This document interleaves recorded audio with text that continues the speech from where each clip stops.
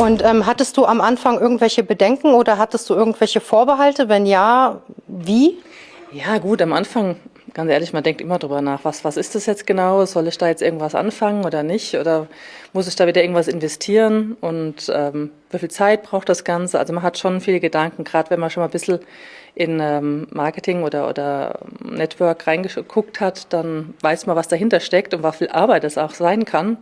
Und von daher war ich dann natürlich schon ein bisschen skeptisch am Anfang.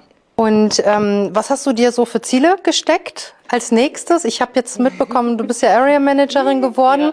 Ja. Was ist so das nächste Ziel? Wie sieht's aus bei dir? Ja, also Country Manager wäre natürlich der Oberknaller, aber einen Step für Step. Also wie gesagt, das wäre natürlich der Oberknaller, wenn das bis zum Jahresende klappen würde.